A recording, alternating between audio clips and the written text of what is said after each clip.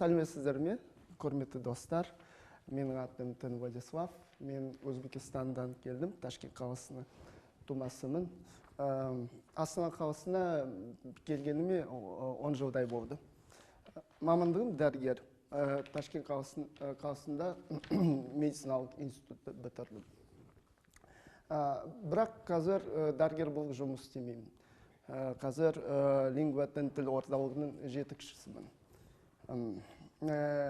Және тіл үйрететін әдістеме жасаумен айналысып жүрмін.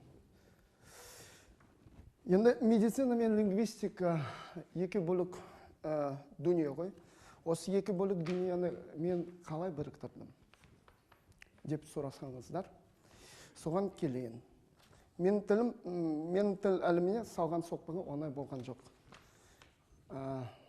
Балығым. Анам дәрігер, бала дәрігер. Үйде толған медициналық кітаптар бар. Үйде толған медициналық құралдар бар. Өйткені туыстар, ата-анамның жолдастары, достар, көршілері анамнан кеңес, көмек сұрап келеді. Анам қолына фонендоскоп, стетоскоп, немесе қызу өлшеуішті алып, тыңдайды, тексереді.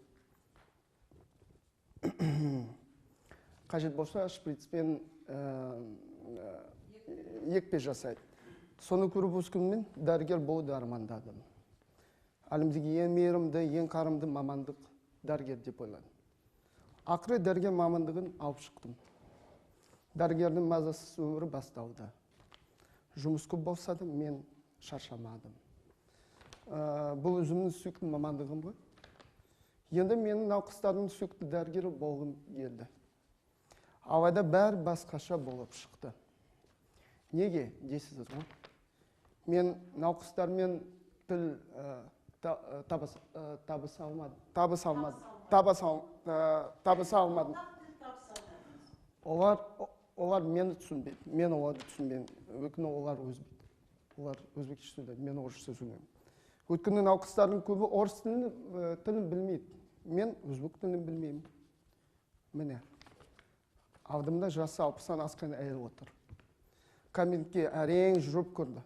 Жан қатты қиналып тұрған көрініп тұр. Өзбекше ауырын айтып жатыр. Мен өзбек тілін білмеймін. Арасында ауыр демалып, тоқтап ыңқылдайды. Мен ешін түсінбеймін.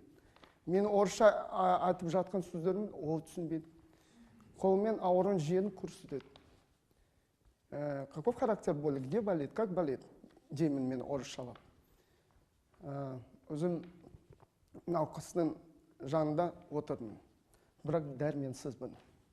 Еш көмектесе алмаймын. Білім бар, дәрігерлік диплом бар, құралдар бар. Бірақ мен дәрменсізбін оған. Науқасым ыңқылдап отыр. Маған қайта қарап қояды. Бір мезгілде әлгі кісі жылап жіберді. Осы кезде мен де жылап жібере жаздадым. Есім шығып, көрші кабинетке жүгірдім. Көрші кабинетте әріптесім отыр. Ондағы әріптесім екі тілді де біледі. Ол өзбек. Орыс тілін де біледі, өзбек тілін де біледі. Науқас енді әріптесіме ауырын айтып жатыр. Мен науқасын неге жылап жібергенін сол кезде ғана түсіндім. Мен тіл білгеніме ыза болып жылаған екен. Тіл білмегеніме ыза болып жылаған екен. Енді науқас әріптесіме жымиып күліп қояды. Сөзде емдейді дегенге көзім жетті. Мен өзбек тілін үйренбесем, жақсы дәрігер бола алмайтынымды білдім. Енді мен өзбек тілін үйрене бастадым. Нәтижесінде жарты жылда мен науқастармен өзбекше сөйлей бастадым. Өзбек тілін үйреніп, өзбекше сөйлесе бастағанда балалығым, жастық шағым, өткен туып өскен Ташкент қаласын жаңадан аштым. Ағылшын тілін мен баяғыда үйреніп алған. Енді мен өзімнің ана тілім, кәріс тілі, үйренгім келді. Мен шала қарыспын.